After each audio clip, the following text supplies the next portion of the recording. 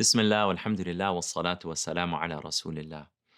One of the challenges you might face when wanting to deepen your connection and relationship with the Quran is not being able to recite the Arabic easily. That can be a very big obstacle to overcome. Learning Arabic, learning how to recite the Quran with tajweed, with the proper rules associated to the letters and elongating certain vowels and so forth, it's a big commitment. And someone, for example, a new Muslim or someone who speaks a language other than Arabic and is not fluent in Arabic might say, I won't ever be someone who recites the Quran in a very good way or become masterful in my recitation. And that might be a block between really deeply falling in love with the Quran and connecting with the Quran. It can be a daunting task. But it's important to remember at moments like that, when you might be a little bit discouraged, that the reward that you receive is equal to the effort that you put in. For things that are difficult, Allah will give you an even greater reward. So don't let that stop you, but rather you should say, okay, this isn't easy.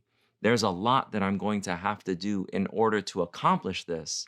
I better start getting to work now and making incremental improvements and learning what I need to do so that I can really connect with the Quran.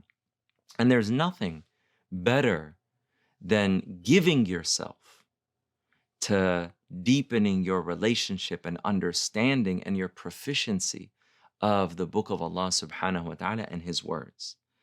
The Prophet Muhammad sallallahu alayhi wa sallam, he also recognized that this might be a struggle for some people, and that recitation for people who don't speak Arabic is not something that's going to come to them naturally. And actually, even some people who are Arab speakers still have to learn the rules of tajweed, and it might not come to them very naturally. But he sallallahu alayhi wasallam recognized that, and nevertheless, he encouraged us to do our best. He says in a hadith sallallahu alayhi wasallam narrated by Imam al-Bukhari, الذي يقرأ القرآن وهو ماهر به مع السفرة الكرام البررة. He who recites the Quran masterfully will be with the honorable and virtuous angel scribes in paradise. But there's a particular rank. Someone might be saying, hold on, that's not me. You just said this is someone who recites it masterfully. Where's the encouragement? The next half of the hadith is also an encouragement for someone who doesn't recite it masterfully. وَالَّذِي يَقْرَأُهُ وَهُوَ عَلَيْهِ شَاقٌ لَهُ أَجْرَانِ. And he who recites it, and it is difficult for him to do so, he receives two rewards. If the reward for someone who recites it masterfully is to be in this honored and beautiful place with the angels, then what about the one who strives and says, oh Allah, I love you. I love your book. I love your prophet.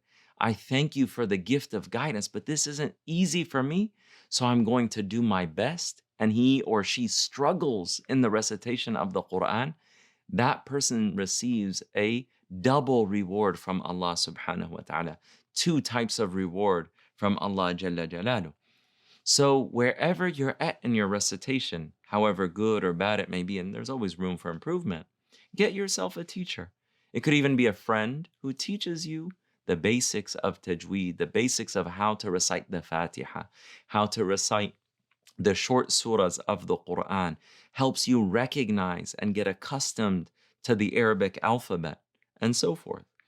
And in the meantime, as you're learning Arabic, as you're learning how to read the Quran, and it might take a while depending on how much time you have and what resources you have that are available to you. In the meantime, don't miss out on connecting and understanding the Quran, especially in the month of Ramadan, but even outside of Ramadan.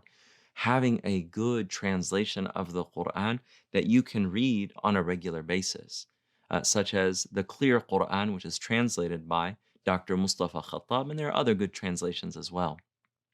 But deepen your relationship with the Quran, even understanding the themes of the Quran, the meanings of the Quran, the lessons in the Quran, the stories therein.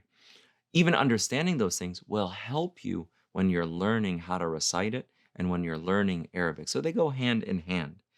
And know that whatever time you put in, giving yourself to the Quran, that it is well worth it.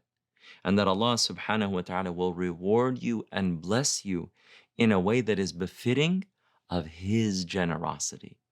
That Allah subhanahu wa ta'ala, far be it from Him that someone says, oh Allah, I'm going to put in this effort. I'm going to overcome what might be a monumental task just so that I can understand and truly recite your book.